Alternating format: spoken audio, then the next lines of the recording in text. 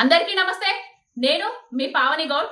కేసీఆర్ గారు బయటికి వస్తలేరు అని మొరిగిర్రు సన్నాసులు. బయటికి వచ్చి ఒక్క మాట మాట్లాడగానే గజ్జ గజ్జ వనికి కయ్య ఏ విధంగా ఒరుతారో ఒక్కసారి ఇందా.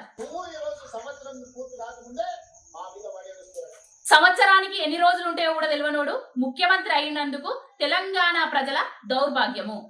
100 రోజులు అన్నాడు, 420 హామీలను ఇచ్చిండు. 420 రోజులు అయిపోయినా కూడా 420 హామీలను నెరవేర్చలేని చవట సన్నాసి దద్దమ్మ పనికి మాలిన ముఖ్యమంత్రి ఎవరన్నా ఉన్నారంటే మన తెలంగాణలోని ఈ గుంపు మేస్త్రే. ఎన్ని అబద్ధాలు మాట్లాడుతున్నాడు.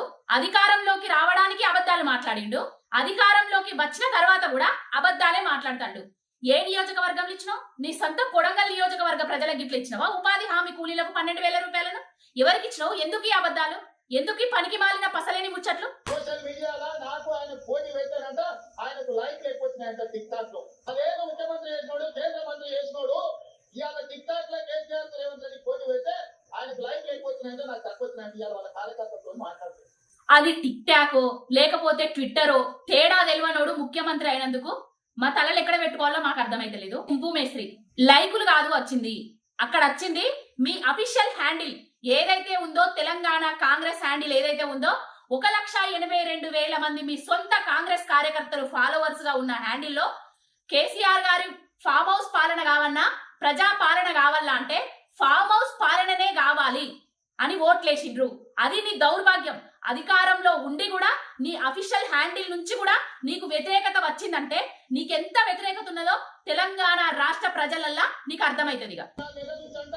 ఆయన ఫామ్ హౌస్ లో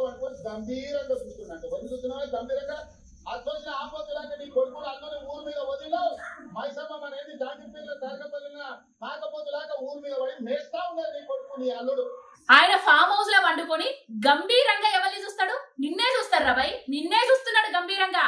నువ్వు 14 నెలల నుంచి అధికారంలోకి వచ్చి తెలంగాణ రాష్ట్రాన్ని, తెలంగాణ రాష్ట్ర ప్రజలను అచ్చచ్చిన ఆంబోతులు లెక్క నీ కుటుంబ సభ్యులు, నీ సోదరులు ఏ విధంగా దోచుకుంటున్నారో అవన్నీ చూసుకుంటా కూర్చుంటున్నాడు. తెలంగాణ ప్రజలకు, లగచర్ల రైతులకు ఏ విధంగా అన్యాయం చేసిండ్రో అవన్నీ గంభీరంగా చూస్తున్నాడు. ఎందుకు చూస్తున్నాడో, ఏం చేస్తున్నాడో, ఏం చేస్తాడో తొందరలో తెలియబోతుంది నీకే. తెలంగాణ ప్రజలు 10 ఏళ్ళు పెట్టిన ఆయన అడగోచకు గుణపాఠం చెప్పి ప్రభుత్వాన్ని ఆయన గుడిలకు పోయింది, దర్గాలకు పోయి దస్తి కట్టింది. తెలంగాణ రాష్ట్రం రావాలని, తెలంగాణ రాష్ట్ర ప్రజలు సౌభాగ్యంగా సుభిక్షంగా ఉండాలని తెలంగాణ రాష్ట్రాన్ని తెచ్చిండు. తెచ్చిన తెలంగాణ రాష్ట్రంలో కూడా గుళ్ళను కట్టిండు. ఆ గుళ్ళను కట్టిన దేవుళ్ళ మీద తెలంగాణ రాష్ట్రం చుట్టూ తిరిగి నువ్వు ఏ విధంగా ఒట్లు వేసి అబద్ధపు ప్రచారాలు చేస్తున్నావో, అబద్ధపు ఒట్లు వేసినవో ఆ దేవుళ్ళే నీ అంతు చూస్తారు బిడ్డ. గుంపు మేస్త్రి కొట్టాడంట, బలంగా కొట్టాడంట, సరిగ్గా నిలబడి నేర్చుకోండి. ఆయన కట్టలేదా? ఈ పరిస్థితి ఎట్లుందో తెలంగాణ సమాజానికి తెలియదా? నువ్వు కూగుతున్నావా, చదువుతున్నావా, నువ్వు నిలబడగలిగే పరిస్థితులు ఉన్నావా? ఈ పనికి మాలిన ముచ్చట్లు తండ్రి వయసున్న ఆయనను పట్టుకొని తూగుతానవా, ఊగుతానవా అని మాట్లాడడానికి అసలు నువ్వు సంస్కారం ఉన్నదా నీకు? ఒక ముఖ్యమంత్రి హోదాలో ఉండి ఏ విధంగా మాట్లాడాలో కూడా నీకు తెలియదు. ఆయన దెబ్బెట్లుంటదో నీకు తెలియదా? నీకు తెలియని దెబ్బలా? కొడంగల్ నియోజకవర్గంలా ఆయన కొట్టిన దెబ్బకు నువ్వు సిగ్గుమానం ఉన్నోడైతే, మాట మీద నిలబడేటోడైతే ఎప్పుడో రాజకీయ సన్యాసం తీసుకునేటోడు. నీకు సిగ్గు అభిమానం లేదు కాబట్టి, ఒట్ల మీద నిలబడవు కాబట్టి రాజకీయ సన్యాసం తీసుకోలేదు. ఆయన దెబ్బెట్లుంటదో 10 సంవత్సరాల పాటు హైదరాబాద్ వైపు కన్నెత్తి చూడకుండా, తెలంగాణలో అడుగు పెట్టకుండా ఉన్న నీ పాత గురువుని అడుగు చెప్తాడు. ఆయన దెబ్బెట్లుంటదో నీ కొత్త గురువు ఢిల్లీలో ఉన్నాడు చూడు, వాళ్ళని అడుగు చెప్తాడు.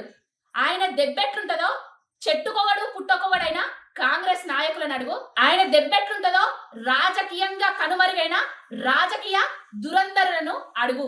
తినబోతూ రుజులెందుకయ్యా గుంపు మేస్త్రి?